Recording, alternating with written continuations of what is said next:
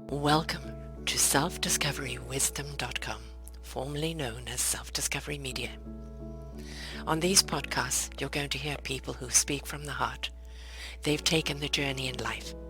Many things have happened to them, but they've changed it to happening for them. And in their strength, their courage, they've discovered their abilities and their wisdom, and they are now sharing it here with you. Do enjoy each show. We bring it to you with love and knowing that it's going to help you on your journey of life. Good morning, good afternoon, and good evening. Welcome back to another edition of Nature of Addictions right here on selfdiscoverywisdom.com. I'm your host, Sarah Troy, and my guest today is Gina Kunadian. Gina K. And we're going to be talking about alcohol-free sobriety today and how she unalcoholed her life. How did she do that? Alcohol is something that really grafts an awful lot of people, and it can sneak up on you. And you don't realize that you're at the 5 drinks, the 6 drinks, and you need a drink every day. And you get stressed and you need a drink, and you get worried and you need a drink. And, it can get its clutches in you. She says her path to self-discovery was paved with challenges, leading her to over 5 years of personal sobriety. This journey not only freed her from the clutches of alcohol, but also unveiled her authenticity, illuminating purpose for a far greater than she ever envisioned. Today, with experience and passions guiding her, she recognizes the profound significance of sharing this transformative tale. I've got tongue-tied today. And sobriety and self-love. That's the key, folks. This message is essential for those navigating those tumultuous waters of addiction, for women looking to reclaim their power, post-dependency, and for anyone yearning for a life of true purpose and vitality. From personal tribulations to life brimming with purpose, she aims to inspire, guide, and empower. This is what it's all about, folks. Through our own bumps in the road or tumultuous rides or whatever else we wish to call it, it is how does a meaningful purpose come out of that? Because then you are relatable to the people you're serving. You've been there, you've gone through it, and you know what people are going through. And it's so easy to go down that road if you're not aware, right, Gina? Welcome to the show. Right. Oh, wow, Sarah. Well, thank you so much for having me. And I just love your podcast, by the way. It inspires me. And I'm like, I need to talk to Sarah because she is an amazing woman. She has so much wisdom, and it's an honor to be on your show. Oh, Thank you so much. right back at you, darling, right back at you. Alcoholism is, people like to judge it. People like to, that would never be me. Of course, today, whether it's alcohol, whether it's drugs, or whether it's chocolate or coffee, or wrong relationships, Right. those addictions come into place. But for you, it was alcohol. Tell us your journey of how, you kind of became, troubled by alcohol when you realized that it was consuming your life. Absolutely. Wow. So it all started from my childhood, as they always say, hey, how was your childhood? Whenever you have like a counseling sessions or this. But it really truly is. And I didn't discover that until I was about 22 years old. But yes, I was sexually molested when I was between the ages of 6 to 12 years old by Oh, a trusted man, we thought so anyway. But yes, and so I had bottled that up inside for so many years. And so, of course, I got into bad relationships in high school and started doing drugs in my senior year of high school. But it really wasn't, I didn't really start drinking until I turned 22. And that's because I had some friends that were already 21 and they were drinking. So I'm like, well, I should just try it out. mm, And then I got into the lifestyle of partying. I would go to clubs, drink and party more, drink and party more, drink. And that's eventually how I met my DJ first husband, who is ex-husband now. Um, Yes, I met him and we fell in love because obviously I was into that music. It was all house music, dance music. I love that music still. Don't get me wrong. I still it's love not the that music, music. folks, It's not not the the music. music. It's not the music. I love that music. But and he and I, we were just drinking all the time together. Mm, That's what we did, and so we weren't ever really I didn't know what it was like to even make love to him sober. Isn't that so sad? That is very, yes. very sad thinking about that. But we had a beautiful child though. I am so blessed to have him. Now he's 15 years old and is an amazing son. I love him so much, and he's just an incredible, incredible boy. But in the midst of my alcohol drinking during that marriage, I was started becoming very abusive. I started picking fights with him, saying that he was cheating on me, even though he wasn't. And I was just, all these ideas and thoughts were coming to my head. And I knew it was from the enemy because those were not my thoughts. I was being fed that, but I didn't understand that. I'm like, I don't know what this is. I thought everyone had evil. Well, I guess some people, I guess everyone does have those thoughts, but not to Yeah. where it's telling me to do certain things to, throw out his clothes outside of the balcony, because he's cheating on you and all these things. And I believed it all because I wasn't in my right state of mind. And he had enough. He said, I'm not coming home. Me and, our son, we're not coming home. We're going to be staying at my mother's house. And we just cannot because your behavior is too erratic. And you know what? I don't blame him for leaving. And so I was very miserable. This is the first time I actually felt empty, depressed, and suicidal, to be honest with you. Yeah. And I remember laying in my bed, nobody was there. I shut down all the windows, closed all the curtains and everything, and was just drinking and watching TV, just drinking, drinking. So, and I didn't want to wake up. It wasn't until one of my friends, he was a dear friend, for still a dear friend to me to this day. He was texting me, said, "Hey, I just want to check in, see how you're doing." I said, "Oh, I'm just going to take this bottle of Advent that I have here, and I'm going to drink alcohol because there's nothing for me to live anymore or live for anymore." He took that seriously, and thank goodness he did, because immediately, well, I don't know, I was already passed out. I woke up slightly, dazed, actually very dazed. And then ambulance had come into my household, took me out and got me to the hospital, and they pumped my stomach. I was vomiting because they had thought I had overdose, Right. which I think I was trying to really kill Yes. myself. And so I was already going through what was called an outpatient program for anxiety, because I was, of course, experiencing anxiety during the times that I was drinking. Here we think that drinking helps with anxiety, but in all actuality, it makes it way worse, Right. way worse. Really aggravates it. Yes. And so I remember the doctor who told me to go to this outpatient program. He was there and he was like, "I'm so glad you're alive." I said, "Oh, thank you." I don't, was kind of out of it. I immediately went to a inpatient program, which I stayed there for 3 days, and that was a very interesting experience. And I connected with some people, and I was grateful that I had a roommate, and we were sharing stories. Her story was different from mine, but it was nice to have somebody to talk to. Yeah. After I left there, I went into the outpatient program, where then I was learning like coping techniques about anxiety, how to cope with your depression, all these things, but not once thinking about me having an alcohol problem. I was just thinking I had anxiety. And when it wasn't until one counselor came up to me, I noticed in the past in the questionnaire, you did say that you drank. Are you still drinking? I said, "No." I totally lied to her. I was like, "No, Yeah. I'm not drinking anymore." But I really was. I was really drinking a fifth of vodka almost every day. Hmm. And so what happened is after that, I thought I can go ahead and live my life by myself, trying to exercise, walk the lake, yet had a bottle of, not water, it was vodka Oh with me, God. trying to make myself healthy, not admitting that I actually had a problem. I just thought I had a high tolerance. It wasn't until 2014, Thanksgiving, which we're almost in Thanksgiving now, thinking about like, oh my goodness. My mom picked me up and she had my son Dominic with me. And she said that we're going to go to my brother's house for Thanksgiving. I'm like, okay. I didn't have any alcohol with me at all because it's my mom, She didn't really know about my problem until later on. She didn't know the severity of it anyway. So I go there, but I'm all shaky, sweaty, nauseous, clammy, like, "Oh, I feel so sick. I feel so sick. Mom, please, can you please give me some alcohol? Because I don't feel good right now." She's like, "No, I'm not going to give you alcohol." I said, "Mom, it's a matter of life or death right now, please." So she, bless her heart, she brings me like 4 ounces of red wine. And then I was like, "Oh no, mother, I need to drink the whole bottle." And she was like, and that was the moment that I actually admitted that I was an alcoholic, because I needed it in order for me to actually function.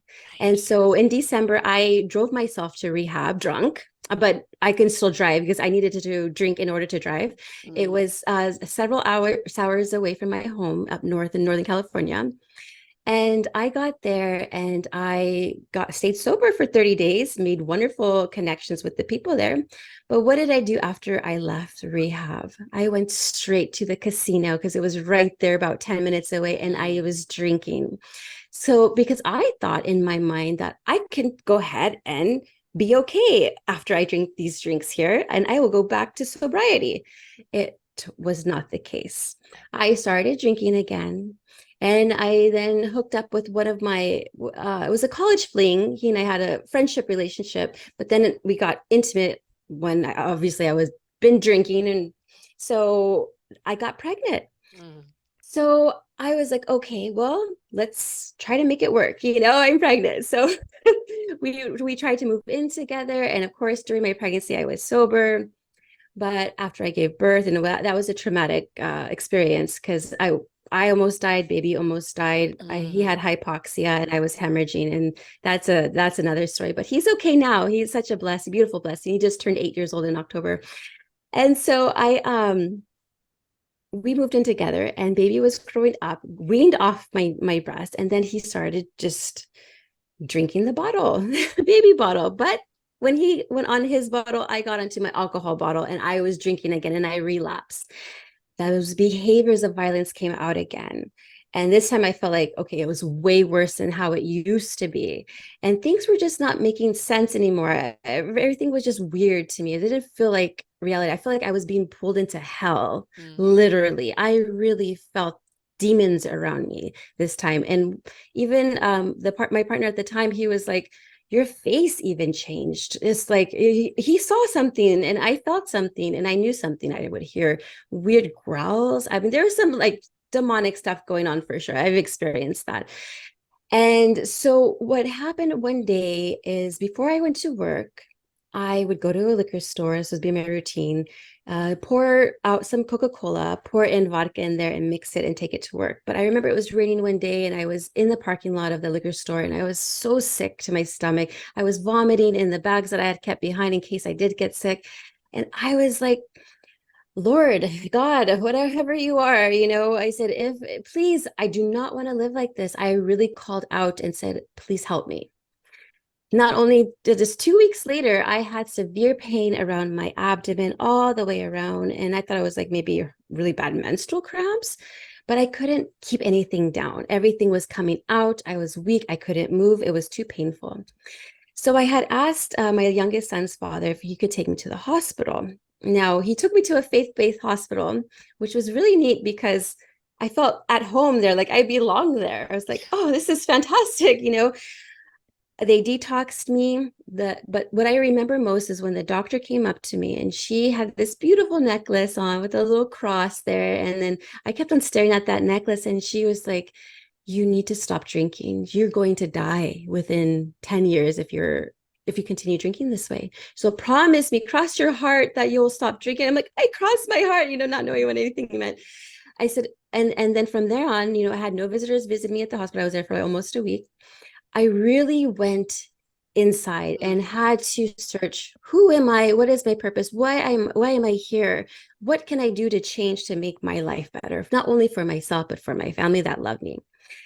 And so from when I left the hospital, I went home. There was vodka there waiting for me, but I poured it out, threw it through the bottle in the garbage that was outside, the garbage bin that was outside, waiting for the garbage man to come. And I wanted to change my life. So I was already kind of dabbling into church a little bit here and there. And I was like, oh, well, let me go back to church and see. I didn't have any of my children at the time. My mom was taking care of one of them, plus with the dad too, would pick him up once in a while. And then the father of my youngest was taking care of that because we agreed that I wouldn't really be in contact with them until I got sober and took care of myself. So I had no kids, just myself. This was the first time I think I've ever lived with myself besides living with my mom. And so I started going and serving and meeting these wonderful women. I was going to like Bible study. I was doing children's ministry. Then I went to do street ministry, which I was serving the homeless. And it was a wonderful experience just to be around people that loved God. Mhm. So I was just it's transformative experience for me. And I'm like, okay, what's next? I went to start working out at 5 a.m. every day, to get my body better and back in shape and started feeling good. To be around those motivating people that, like, yeah, working out is great. Then I'm like, okay, what's next? I needed to find a mindset coach. I needed to figure out what the heck is in my mind. What is really drawing me to drink alcohol? What is going on? So she helped me tremendously. She's not only a fitness trainer, she was a mindset coach. So she was helping me with my body and my mind. And I was getting the spirit and my soul filled with church and then the people at the church. Then I just took on those practices. I was practicing every day how to live better. I was building a morning routine. I was just hanging around with people that I wanted to be like. Like I was so inspired by so and so, I want to hang out with them. And then I just started really like going within and then connecting with my spirit. And then I'm just discovering so much more. I met my husband through street ministry. I've been married since the end of 2019, but we had our wedding in February 2020. He has a son who I met before I actually met my husband. He was in children's ministry and I was actually serving the children's ministry. And he's only 1 year older than my youngest son.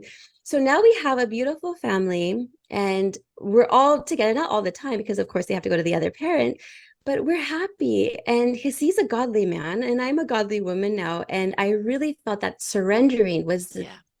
biggest thing that changed my life. I had to surrender and say, I can't do it alone. So Yes. that is my story. But you know what all the way through this, I feel nobody has addressed the root cause of the problem. It was the abuse, the sexual abuse that you went through as a child. At Right. any point, did somebody click to that as why do people harm themselves? Because somewhere inside of them, there is a self-loathing for what has happened to them, feeling it was their fault. They must have asked for it. They must have deserved it because nobody stopped it. Nobody stopped it when it was going on.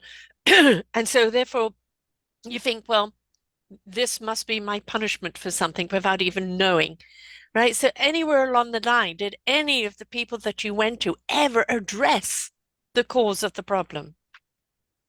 That is, I'm so glad you have. So yes, remember I was keeping that all inside. And I remember I was really acting out and my mom noticed that she's not right. This was when I was about 22 years old. She had a family intervention, brought all my siblings in. I always felt like I was a black sheep of the family because I was so different from everybody else in my family. And my mom came to me and we had a family intervention. I was feeling like everyone was pointing the finger at me. Why this? Why this? Why this? And it finally came out.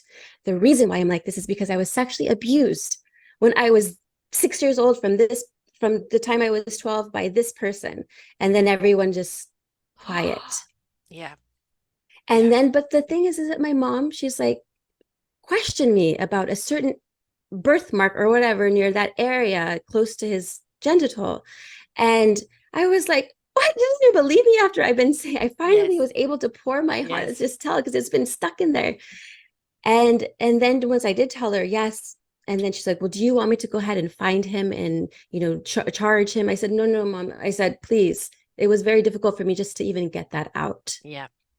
Yeah. And the unfortunate thing is, had it been addressed at the time, you charges could have been brought, but for you now to face him and prosecute him, you would have to go through it all over again emotionally, right? And you're like, yes, some people are strong enough to do that, but at the same time, you were fighting your alcoholism, trying to get your life in order. Is this something that you needed? But also at the back of your mind is always, but he got away with it. Mm, Right. mhm, So there's still those conflicting things. And so it doesn't matter what verbiage is said to the face, it's the dialogue that's going on in the heart and the soul and the mhm. head. Right. So do you ever feel that you could walk away from that? It's happened to you, but it doesn't have to define you. Do you feel you have walked away from that abuse and its clutches? 100%. I had to forgive and I had to learn, you know what? That is my past. And what happened in my past has shaped me to become the woman who I am today. And that's the thing is that stuff's going to happen to us. And to some people, it's It's heavier than others. Hmm. But each one of us, it's like, how much can we carry until we can't carry it anymore? And what is going to be the reaction of that weight? And if that weight isn't shared, that's when it becomes consuming and starts breaking a person down.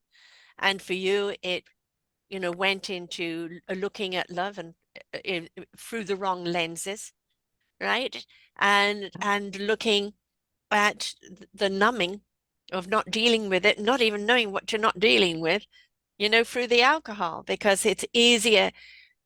The person you thought you were when you were drinking was a person that thought she was in control.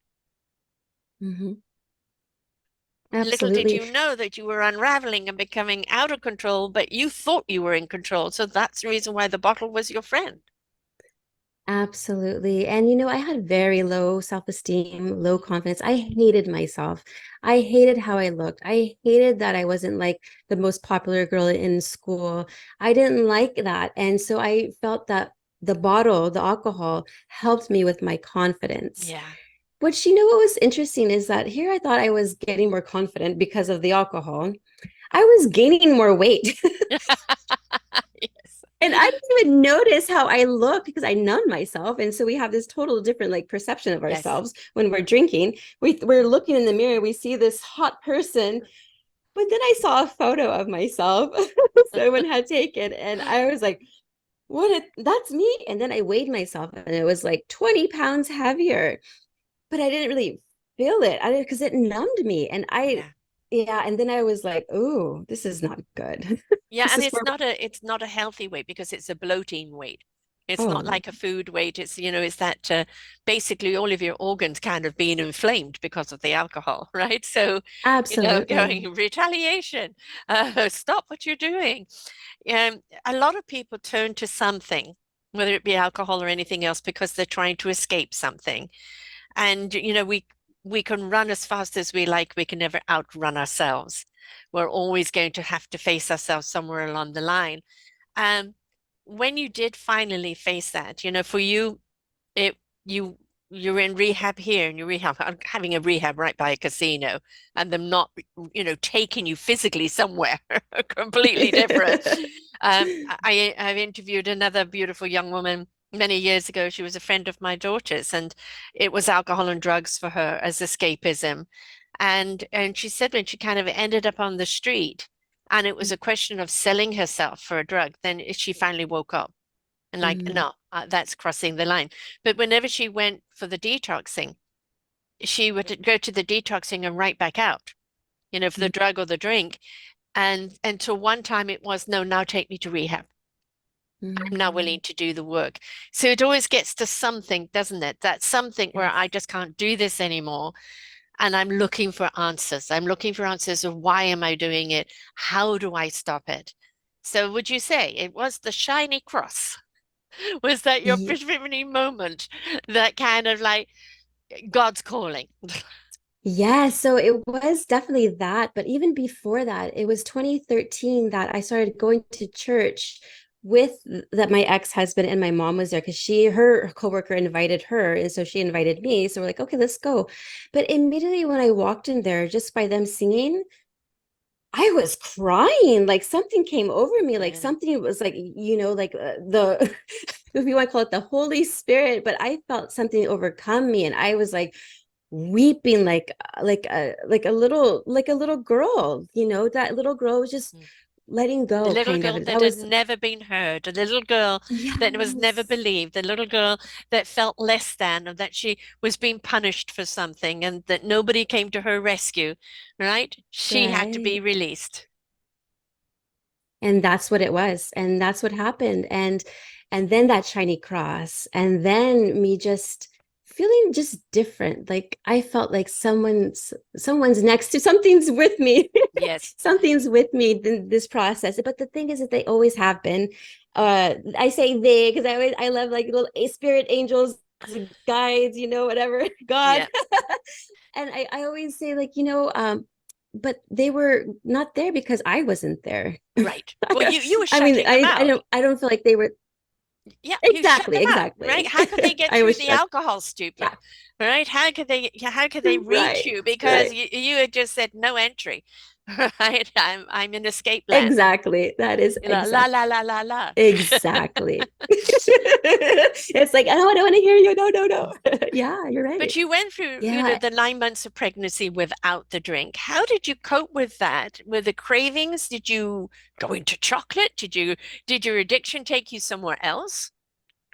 Oh, definitely chocolate. I started going towards sugar, Yes, yes. Yes, I mean, chocolate's such a which, comforter on so many levels. Yes. yes. And I mean, that habit hasn't, I've slowed down on the chocolates, but I always love the like the sugar taste, especially after drinking. After I stopped drinking, I was like, sugar, sugar, sugar, sugar, Yeah. because my body was used of all that sugar. And it's Yes.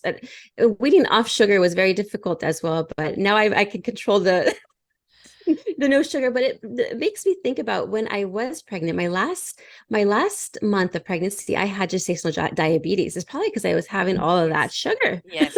Yeah, Yeah, exactly.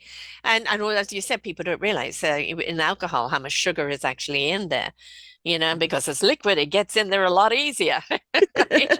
And, totally. and that, that causes that bloating and that weight cause and everything else. So, your body was trying to tell you everything. And even though you had, come out to the family and told them what had happened, like, no, I don't want to find them and prosecute. I don't want to go down that path. But was it ever spoken about again? Or was it like, no, no, we'll put it to rest. We're not going to talk about it. You're going to get on with your life. Because that wasn't facing it. That wasn't dealing with it, right? Right. Yeah, so no one's talked about it ever since to this day. Wow.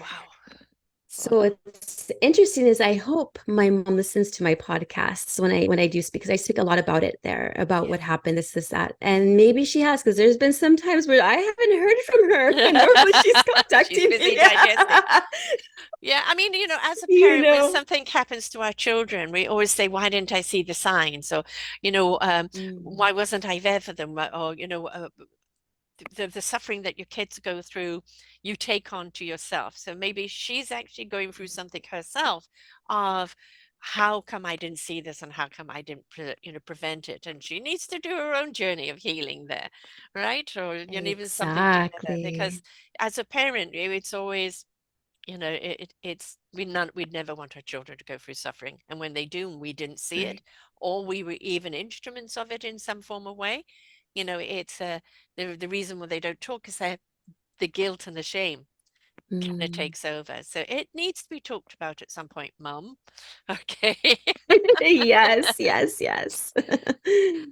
I mean, you found a journey, through the surrendering to God, surrendering to the church, but I think it was surrendering to the higher elevation of love, and Hmm. in a true church of loving God, not the dictator God that tells you you're a sinner, you're this or you're that, or Yes, that yes. that I'm not interested in your kind of God. That God is love, right? Right. And when you're in that church of, or in the presence of God is love, that unconditional love, Mm, right? It has such a harmony to it, hmm. right? That is something that you can't really always put into words, but the feeling is so transcending.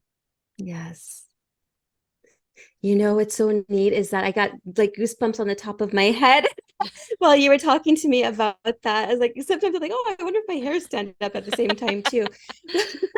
But it is so true. And that's what it is. The church, everybody, so the whole church thing was very confusing to me, and I really went there for like the fellowship, Yes. because I knew they love God, and that's what I really went there for. Because and I can always talk about different things too. The Bible is written by man, Yes. Yes, I'm sure exactly. it's been, and there's things that are missing there that is Mm, not said in there because only the man want whatever they want us to know, and yeah. information's left out. Yeah, it became a So form of I've control rather than truth, right? Yeah. Mm, yes, yes, yes, yes. And so that's why I've been like searching within, yes. because it says the That's where kingdom of God God is is. within you. And Yes. Yes. yes, yes. Okay, this is gonna sound funny, but we are part of God. Like God is the Absolutely. frequency, and like you're Particles. he's the conductor of this orchestra that is Yes. happening. Yes. And so it's us. We are the Yeah. unconditional love is us. Yeah. And that's something that, I think gets mislaid. And, yes, as you said, it was the camaraderie. It was the presence of people in that state of love that brought you back to igniting the love within you, igniting the God within you. That's always there, but you'd numbed it for so long you couldn't hear it, you couldn't feel it. And it isn't the words that are spoken, it's the feeling that it ignites, that Mhm. becomes the words, right? So I think this is unto your own God be true. And that if you don't always agree with the way the church represents us, that's okay. It's have your own relationship with God, universe, spirit, energy, whatever you want to call it. But it is, we are all made of the same things, and it's a loving frequency and vibration. And when we allow it to ignite inside of us, it opens us up. You can literally feel your chest and everything opening up, and you see things through a far more compassionate eye, right? Mm. Far more through a loving eye of, somebody sees you were broken, the homeless. Somebody sees you as a loser and just lazy. I see you as a human being that needs a helping hand. Yes. Yes. That's true Oh, I love. love that. Yeah. Yeah, absolutely. And that's why I loved having the conversations with the homeless because I don't Mm, see them any less yeah, than me. It's yeah. just we're the same. It's just like how I was, went on the wrong path and had to learn, they're going through their journey as well. Everybody's journey and path is different. And what is it, It's just that we coming. need on this journey is that we need to know somebody sees us, that somebody cares enough to hear us.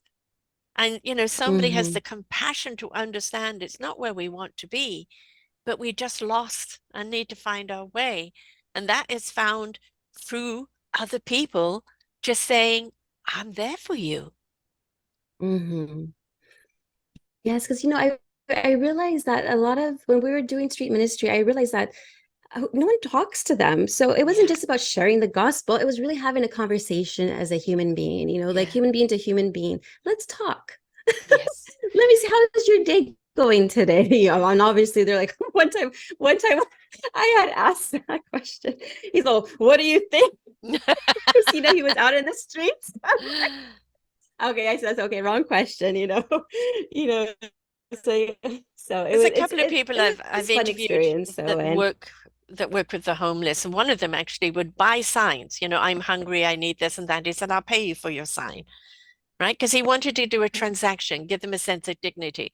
And then he collected all those signs, yeah. and he had a wonderful display of all the signs. And then actually, they made a documentary of the work that he was doing because it was so Oh liberating. wow. And for him, it was just, this is my way. And then, another guy who got to know them by sitting down, having coffee. And the homeless people don't let everybody in because they don't trust everyone. And so That is he very he true. was let in, and then not only has he written books with their stories, right, being the author of their stories, but he writes a blog every day about I met Joe today, and this is what he was doing, and he gives them visibility. And Hmm. I think this is the one thing that when you're homeless or whether you're going through addiction or you're going through struggle, you feel invisible. You feel Hmm. nobody sees me. Nobody can hear me. How come they can't see what I'm going through? Hmm. Right? So it's for someone to turn to the bottle or turn to someone else, it is because they feel so alone. Hmm. Exactly. And that's how I felt as well, not being able to speak my truth of what had happened to me as a child. And it wasn't just him. I was sexually abused by a couple of incidents by two different people as well. And so just letting me actually just come out, I finally felt like I was heard, that okay, I was here.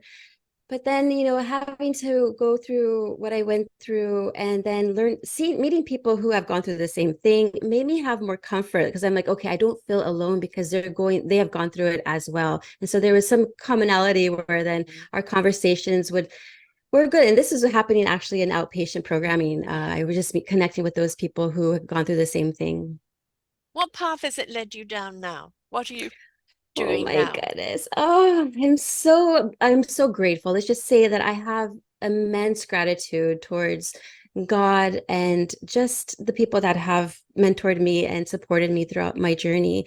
So after my marriage, COVID happened, and so we were at home, which was nice because, well, his parents were with us because they actually came to our wedding because they're from India. And so our wedding was in February and they were just going to stay a month, but then in March we were shut down. So Right. I was a newlywed with my in-laws Can't for quite chase months. each other around the around the apartment naked, right?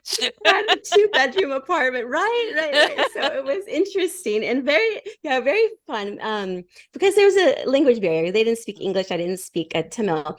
And what was interesting is that, but it gave me an opportunity to start learning like different passions that I love doing. Like I learned that I love doing makeup. I didn't know I liked doing makeup. I never really did makeup like so much, but I started practicing and practicing. Then I started working out at home more.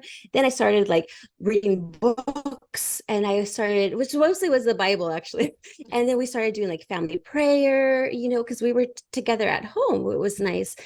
But it led me to then connecting with some other church friends who then helped me start this network marketing business into selling health products. So that's what I was doing. I'm like, I'm all about health. I love to be healthy. And I'm, especially after drinking, you want to get your body back. Well, not back, but yeah, actually back to how it used to be when you Rescue were a the child. organs. Yes.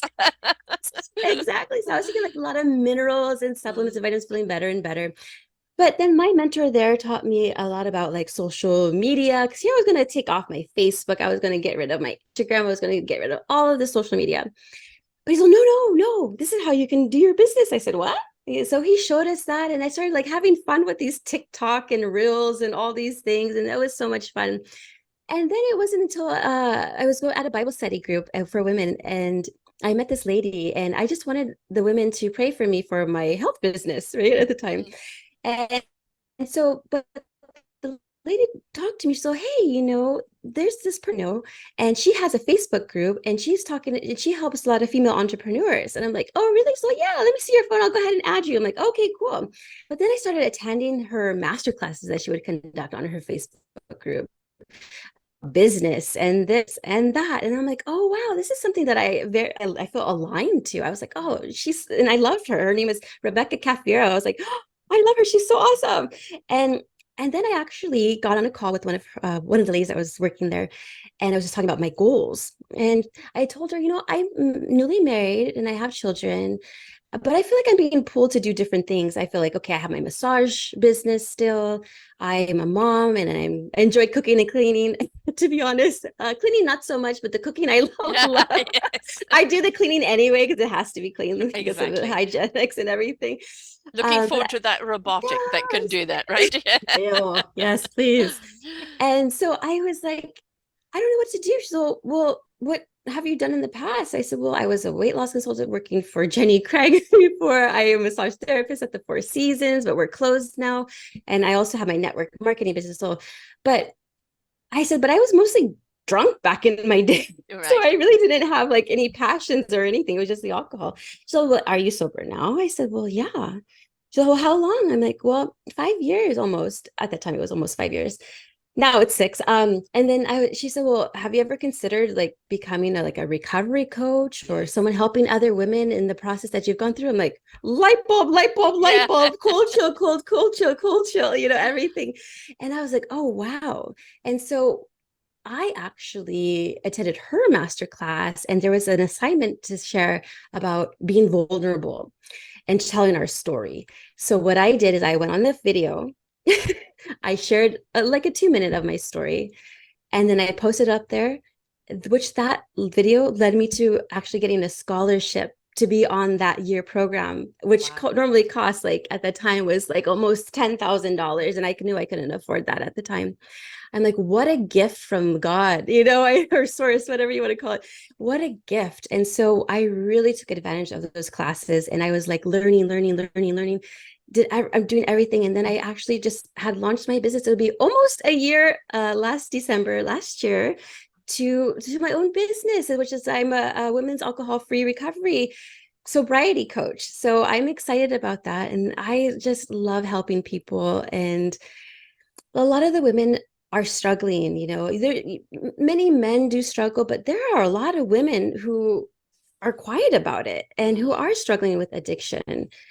And what also led me to doing my podcast is through that program as well. And I started like learning things on my own. I never used the computer because I was a massage therapist. I just used my phone for my emails and the search engine and everything. I never use it. So I actually had to unlearn a lot and I mhm. relearned so much more. And the more that I know now is the more that I know that I don't know. Yes, There's so much that out life is there. constant learning. That's the beauty of it. Yeah. Yeah, so I was able to build my own website. I was able to do my own podcast, do my own editing, do all these things that I never computer graph. I'm like, what the heck? Where's this coming Yeah. from? So I'm feeling like I'm being divinely led, which is a wonderful, beautiful experience. So that's where I'm at now, as I am just going within myself, and I just want. I'm so happy. Like if people call me names, it doesn't even phase me anymore. Yeah. I just laugh at it. Like I'm not moved or I'm not like shooken in that way anymore. I used Yeah. to be. Don't get me wrong. Okay. Hey, I had some anger issues, but I can let that all go now. Like I don't I'm a completely different person and it's so beautiful and I'm so grateful. Well, it's the journey. I with the podcast thing, I was asked to be on another network, and it was a live one. And through the live, people not there, people disappearing, people not turning up, all of that, and you learn to navigate. And she did the editing at that side of it, and then I decided to start my own. And it's like, okay, what do I do now? Right? So, and it's all if the passion is there, the conviction is there, the learning comes. Right. And you realize, I didn't know I had this in me. I didn't know I was capable of this. And I think this is because society sells us short. There's Mm-hmm. the other side of social media. You've got to be this, you've got to be that, otherwise no one's going to like you. And that's part of the problem because it breaks down people's self-worth. It destroys them of ever in their own self-discovery, their own awesomeness, their own flawsomeness, right? So if we have to look at social media as being a great gift if it's in the right vibration. If Mm-hmm. it's an algorithm, folks. So what you feed is what you're going to get back. So if you're getting doodah back, it means you're putting doodah out there, right? So, you Yes. know, and it's a place of incredible wisdom and support if you are in that algorithm. But that also means we're an algorithm, Mm-hmm. right? And so what we feed is what's going to grow. And if you say, I can't or I shouldn't, or, why would I? Well, I haven't got the credentials or this or that, then no, you won't go anywhere. But if you go, I don't know if I can do that. And I'm not going to know unless I try, unless Mm-hmm. I explore it. So you've gone down the whole gamut of things. You've done this and you've done that and you've done this and done that. But everything that you've done is giving you the experience to Mm-hmm. apply what you're really meant to be doing and what you're doing now. Yes, and I think I am a big advocate for taking action. You Yes. must take action because there could be books that you read and to become self-help but it really is applying, applying, applying. And if you mess up, so what? We got to take messy action. That's Yes, part of the yes. process and it's Messing up just means fun. that doesn't work. It just try something else. I always say with these shows, Yeah. listen, learn, apply, right? That's what we're Oh, I here love that. Yeah. for. Listen, learn, apply. There's something in every show that you listen to that go, oh, Mhm. I can do that. Apply it to your life. Yes. That's the reason why we do them, is to give that wisdom, that knowledge, those Right. skills out there that you can apply to your own life. It's not just a wasted hour of chat. It's about content that you can apply. And it doesn't matter if it's just a smidgen of it or if you take a whole chunk, right? Whatever you're ready for. But that's the point. Everything you did and the whole journey that you've made have been your building blocks. And so now in the work that you're doing, you're not only relatable because you've been that drunk. You know what it cost you. It cost you Oh, your yeah. first marriage. It cost you, your son at the time. You've been down that road where the abuse, nobody heard you, nobody listened to you, and maybe nobody cared. You've been down that, trying this recovery and this and that. But all the things that didn't work, there were things that did. Hmm. And the things that did have been the building blocks of what to do now. And that's the beauty of it. You didn't give up and you didn't give in. Mm. That's the importance. Yes, perseverance is Mm. just the big key. Patience too, and Yes. persistence. Just try. When people say, "Oh, I'm going to relapse," it is part of the process, Mm. and give yourself some grace. You're on the right path when Yeah. you are having awareness of it and that you want to move forward in life and you want to get better. If you have that in you, it's going to happen. It's just a matter of time. And taking those action steps, though, you got to Yeah. put into One step at action. a time. One step One at a step at a time. time. Yes. You're right. And like, Baby yeah, steps. we trip over our own feet sometimes. All right. Don't Hmm. beat yourself up and start feeling guilty and, oh, it's all fake. No, you tripped. Pick yourself back up. Look at your feet, realign them, and keep walking. Right, because we're human beings here on earth experiencing the human experience. We're going Yes. to have different emotions. We're going to have our ups and downs. But just knowing that, hey, you know what? My spirit is strong and I'm going to be Yes. okay going through this. And I always tell people, think about the last time you had something traumatic happen where you felt like it was like the end of the world. I said, didn't you get through it? Yeah. They're like, well, yeah. I said, well, what makes you think you're not going to get through it? Did the This, world your collapse? spirit is so resilient. Yes. Yeah. Yeah, no, we can get through it. We are strong. It's just having that confidence and loving yourself and just start trusting your higher power Mm. But and having just, somebody in your corner, having somebody like yourself, I hear you. I'm here for you. mm, I understand what it is you're going through. And I understand it's a journey, but you're not alone on that journey. Not only is God within yes, you, but I'm here for you too. Right. And that I think that's what yes. people are scared of. It's not the question of, how do I do it? I know I've got to do it, but it's like, who's there to catch me if I fall? Mhm. Right. And I think that's why it's very important to surround yourself with people that you want to become.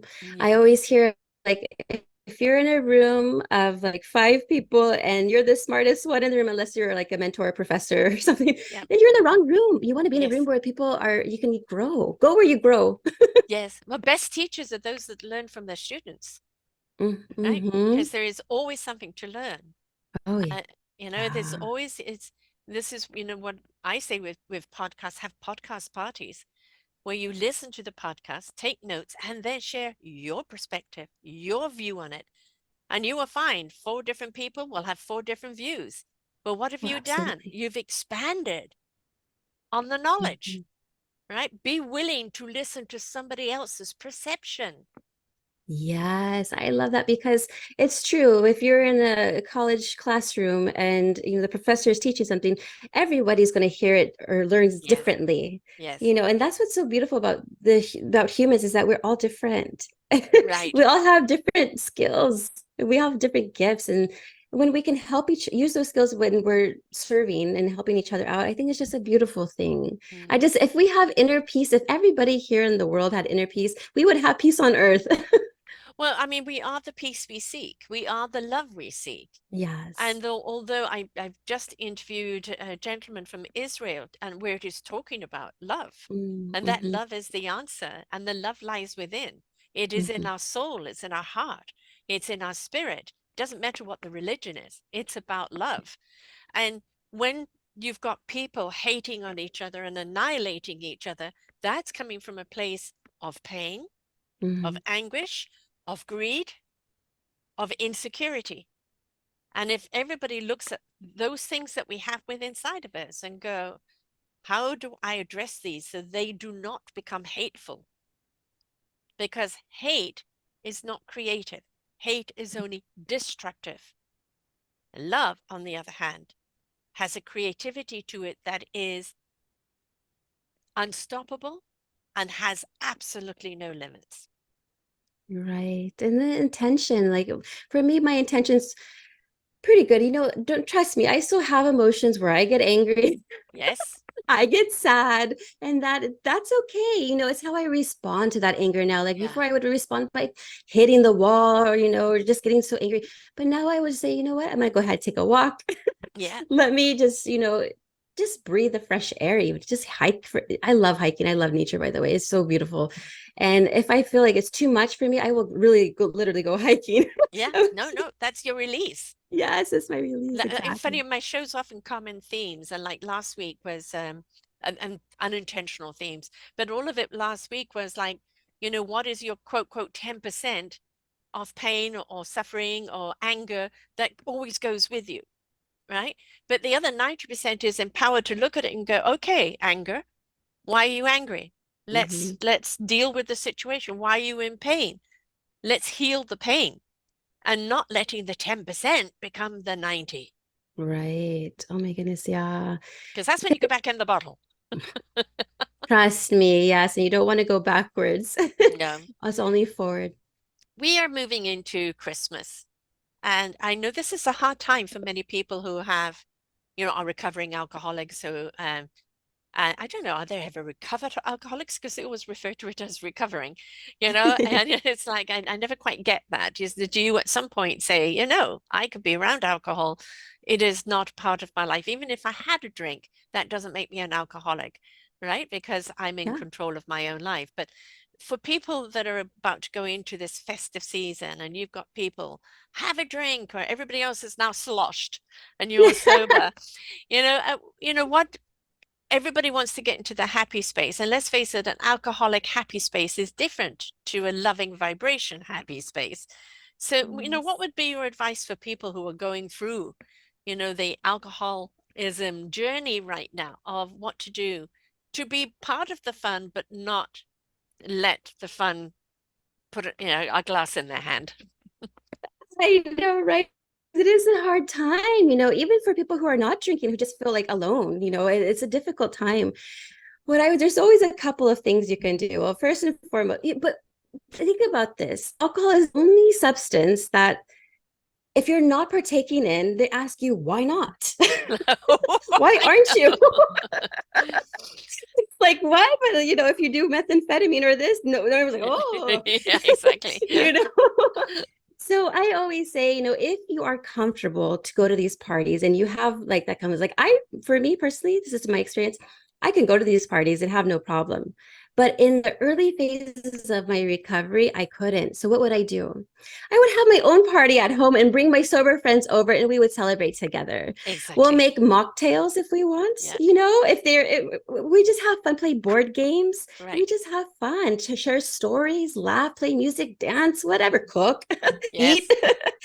There's plenty of But if other you are at a pleasures, right? party, Yeah. yes, totally. And if you are at a party and people are starting to drink too much, where they're feeling like, oh, they're acting a little bit strange, leave, Yeah. it's Cinderella story, leave before midnight, please, because it's just going to get worse Yes. after the later it gets, the worse the people are going to start acting a little bit more belligerent. Phone a friend, you can always phone a friend that you trust and say, hey, right now I feel like I'm wanting to drink. What should I do? Have your friend pick you up, Yeah. do something Yeah. else. So there are Or different be the like tips and designated tricks. driver, Oh, yeah, be the right? exactly, Like, okay, exactly. everybody, you're going to drink. However, if you've got to the vomitous stage, you're on your own. I'm not Yes. pouring you or dragging you out of the car, but I'll be your designated driver. And that way, Yeah. people are off your back, right? Hmm. And you're the driver, you're the responsible one. But there are some cases where people say, I won't have so and so to a party because they don't drink and I don't want them to be offended by other people who drink. And it's like, no, I think that's going for me, that's going too far because now you're making such a big issue out of something that they now become more self-conscious of it. So if that person can't cope with the fact it's a drinking party, don't go, Hmm. right? And if they Right. can cope with them, give them a little more credit. Yes.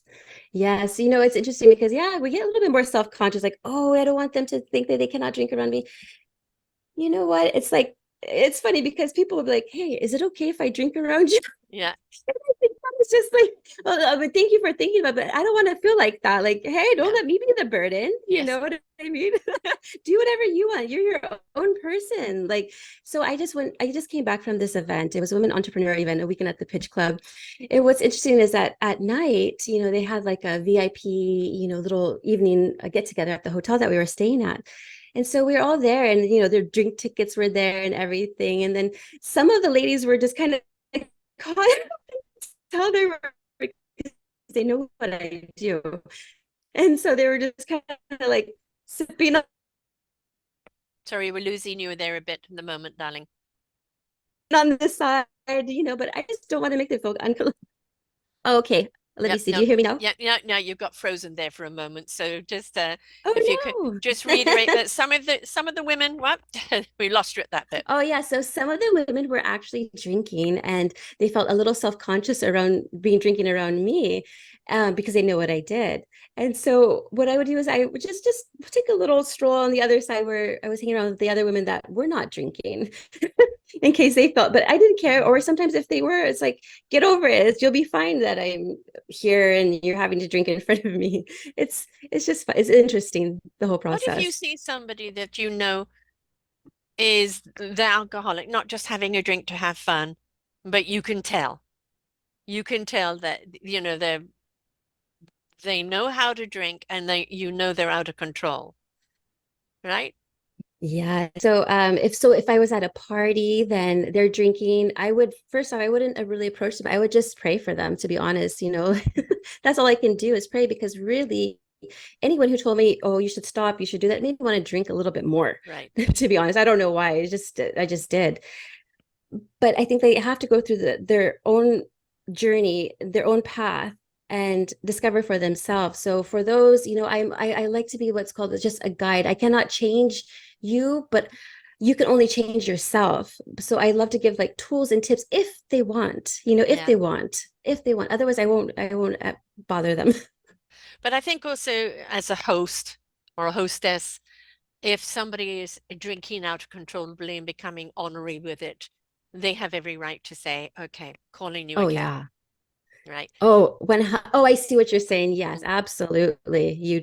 I would totally do that. Right. Yeah. I've never was the alcoholic, though I think probably at one point I could have easily gone down that road because, I'm a 70s chick and drinking was, coffee and wine or booze. What, water? You want me to drink water? Forget it. Right.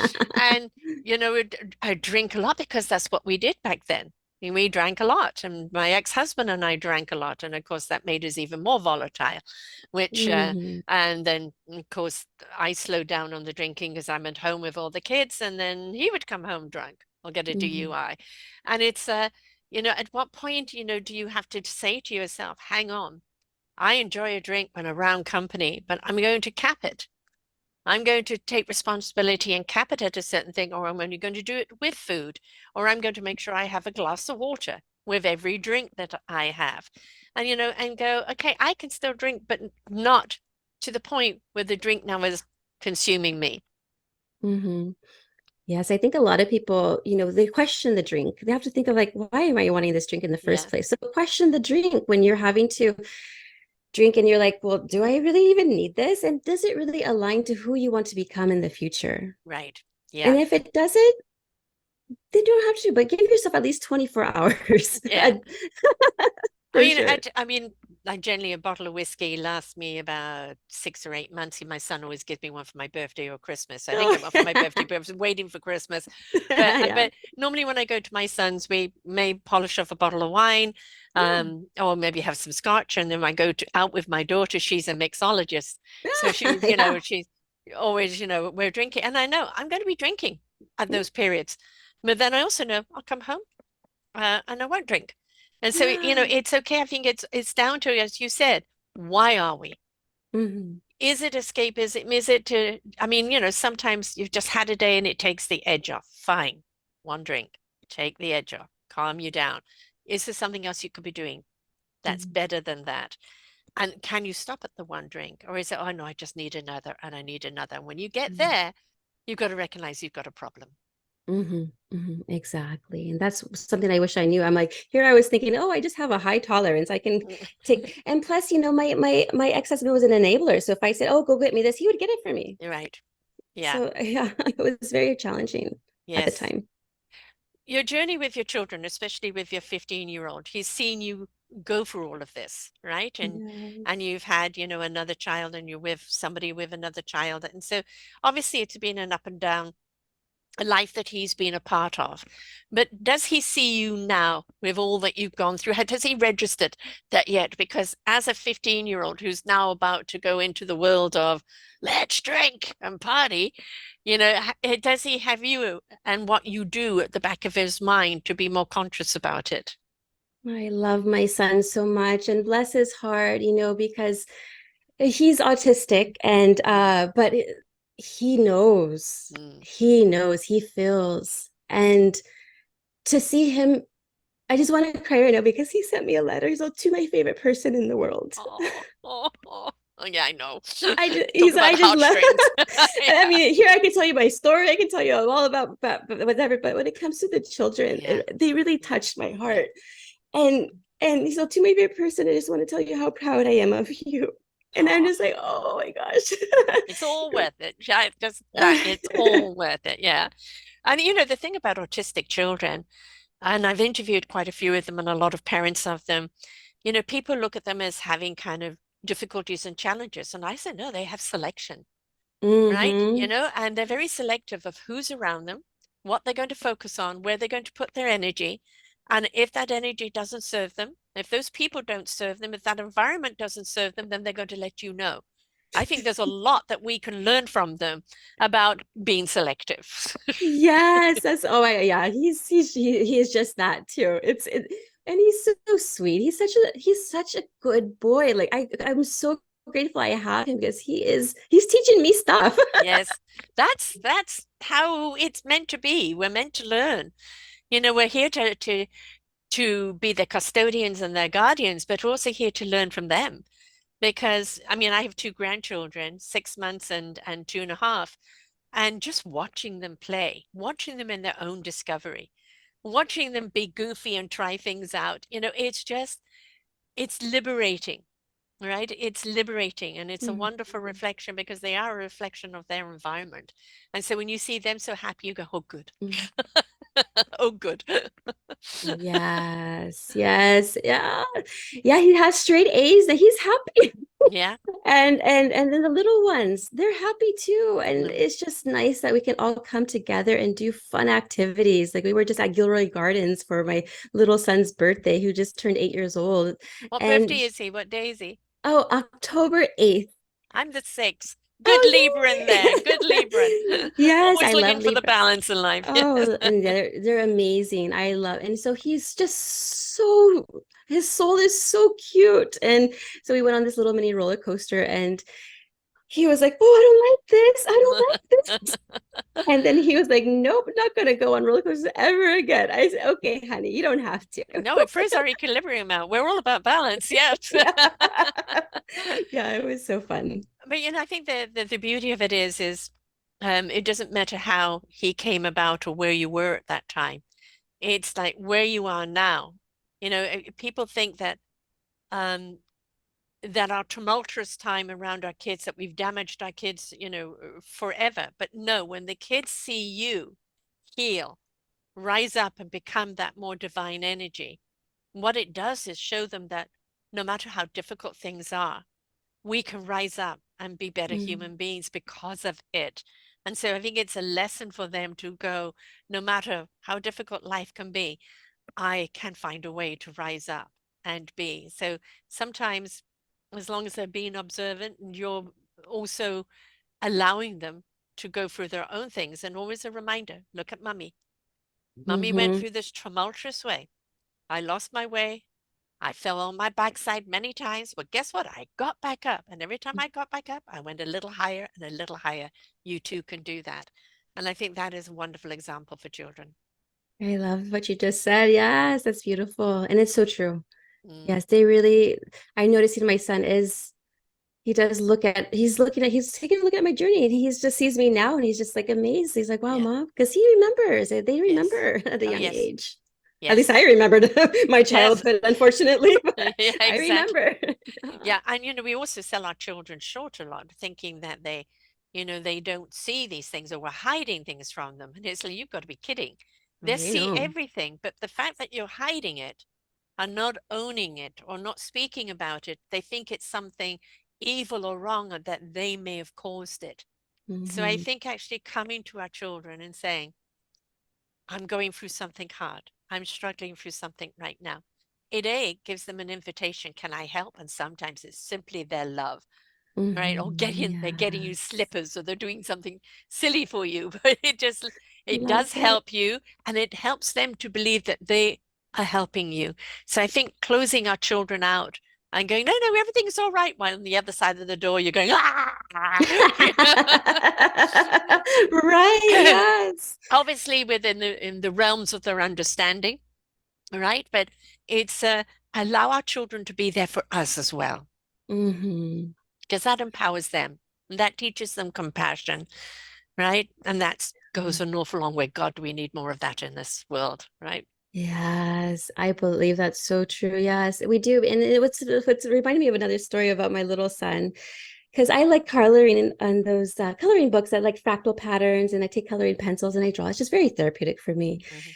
And then I guess he saw the coloring book and was just like, scribble. And so what I did is like, okay, well, let's just rip it out. This will be our mommy's and son's art project. And we put it Yeah, on the refrigerator. This is our masterpiece right here. So it's little things like that. They love those things. Instead of getting mad, oh, why did you color? And then yeah, just turn it around, make it. yeah. And I was fine with him coloring it anyway. I'd rather have him happy. It's their expression. And when we do snap and get angry, what are we doing? We're not coming from the inside out. We're going from that outside in. It's not perfect. Hmm. You didn't do it right. So we're coming from exterior judgment, Hmm. right? Not an Yeah. interior accepting of one another. So we got to look at it. Why am I mad? Right? Yeah. Because he colored outside of the lines. Hell, what lines? I don't need any lines. Let's all color outside the lines. Yes. Why rules? Yeah, exactly. Exactly. I think that had you been able to talk about what happened to you when you were young, had that door been open to where they helped you heal, you wouldn't have gone down the road you did. But on Hmm. the other hand, going down this road, and not that doesn't mean that everybody has to go down such an extreme rocky road to get where they are today. We're all going to have potholes. What we're trying to do is prevent you having Grand Canyons, right? Mm. So, Hmm. where you are today and whom you're helping today, it comes from that I relate. I've been there. This is what I did. That doesn't mean you have to do it, Hmm. right? But I just want to show you it can be done. Hmm. And I'm here for you on that journey. So if Yes. somebody is struggling right now, they're sober enough to know they're a drunk, right? That's the point. Yes, And yes. they go, I don't want to be this anymore. I know that Christmas is coming up and that's a great excuse to drink. I don't want to be there. How do they reach you? What is the system that you take them through? Oh yeah. So I'm always open for nice phone calls, not phone calls, but Zoom calls. If you want to just get to know me, I have this, it's free, of course. And just so I can see where you're at. I like to meet you where you're at first. I like to know what you've tried in the past, what has worked, what hasn't worked. So we can build something for you. And so I have the shine process. I like to focus not only on the mindset, getting the body healthier, but I really am big on the spirit. Oh, 100%. If the spirit's not in it, baby, the mind doesn't matter. Yes, our mind. Oh, because it's That's what the chatter is. Let the they always spirit say, be the guide. Yes. yeah, because they say what the mind is a great servant, a horrible master. Yes, So, exactly. And it's a great servant when the spirit and the soul, heart, and spirit is the guiding compass, right?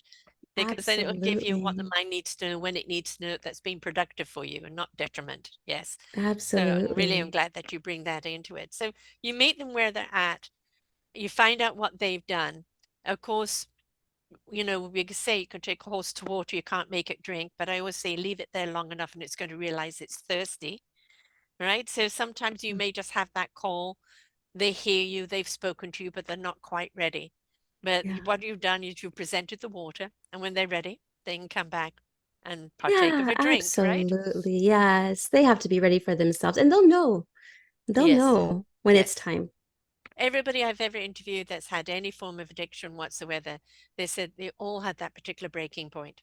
That one point where they looked at themselves and thought, what the hell are you doing? You can't carry Mhm. on.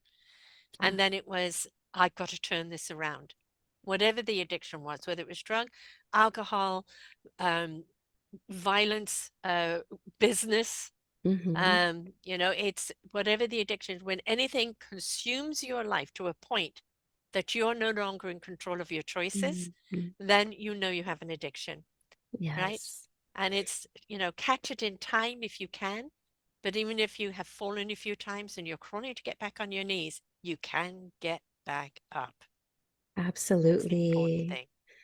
So if people are needing to get hold of you and just want to have that conversation, love, where do they reach out to you? Oh, yeah. So GinaKunadian.com, that is my full name.com. You're going to have to And spell then, that, please, love. oh, yes, absolutely. It's GinaKunadian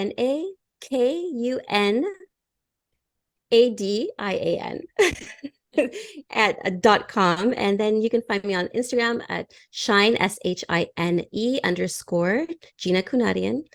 And just Google me and I'm there. And your I'm open. podcast? Oh yeah, my podcast is called Shine Within Mm. because we all are shining within. It's just waiting to Ah, come out. yeah, just a little polish, spit and polish, and let it come out. Exactly. Right. And I do have a listener's gift for your Mm. audience too. I have what's a blueprint. It's a six-step blueprint to living alcohol free, and it is my gift to your audience. Wonderful. And they can also reach you at Gina Kunadian Yeah. dot com. Yeah. Yeah. No, just thinking, I'm a Canadian, so I've just got to change the front bit of it. Yeah. Yeah. Yeah. Hey, people have called me Gina Canadian before too. So. Yeah, I can imagine. Yes, but reach out, have that conversation, and quite honestly, you may actually not be the person dealing with alcohol, but you have a spouse or a daughter or a son or something that's going through it, and you want advice on what can I do? How can I help this person? How can I put them in the right direction to come and speak to you? Because Mhm. it's something that can be very, very helpless for loved ones, is to watch people go through this and know and the other person's still in denial. And it's, yes, they've got to get there, but maybe we can help them get there a little faster, at least to know what isn't aggravating them that you're doing, but something that more inspires them to want to do something. Mhm. Absolutely. I love that. We know we can have a great life without alcohol, folks, right? Mhm. And Mhm. the most important thing about life is not the exterior expectation, not what happens to us, but whom we become because of our life experiences, who we are from the inside out. And the moment that you ignite with love, Mhm. that love, and allow it to run through your veins, through every particle of your body, you become that love. And that love exudes from you and it runneth over, and your clarity and your being and everything that you're here for is shown to you. And you've just got to participate, right? It's there knocking on your heart's door. Mhm. Let me out. Yes, yes. Let me out. I'm here to love. I'm I'm here to love. ready. Because, it's corny, and Hallmark movies galore on love, and the thing is, yes, we all want a love of a partner of some kind, but, it's not the partner. Nobody's there to complete you, right? We want people in our life that complement us. Hmm. Friends, business people, partners. We want to complement each other. We want to Yes. enhance each other. We want to be there and support one another. And when it comes from a real loving place without control or conditions, then it allows it to be that light that it is, and it will shine bright. Oh, yeah, I love that. That's why I love you and your show. You're so, I'm like, oh, every time I hear from your voice, like, oh, I love that.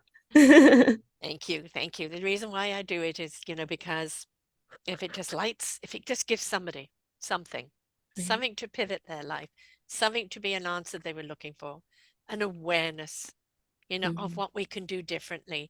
We are all meant to be beautiful, shining lights, and we all can be. It is a choice. And once you've Mhm. chosen to, then it's like, I want to be. Now, how and who can help me on my way? And this is what my shows are all about.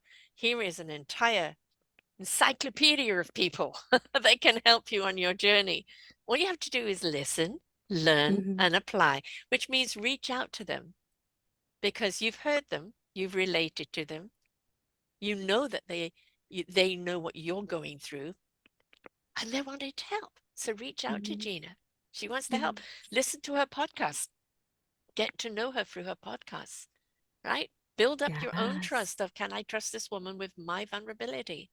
And Right. then take the action and reach out. Because stop selling yourself short. Stop hiding. We need you in the world. We need you in Hmm. your self-love, right? We need more love in the world. So start Hmm. loving yourself, right? Yeah, that's where it starts. Yeah. You Any last words for us, Gina? know, I just want to say thank you so much for having me. What an honor it is to be on your show. I get inspired by just listening to you Thank you.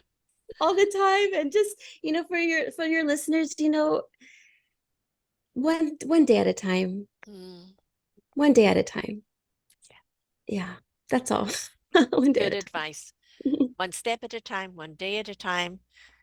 Just on that note, I used to be the hare, right? Have an idea, I want to get to this finish line, let's do it.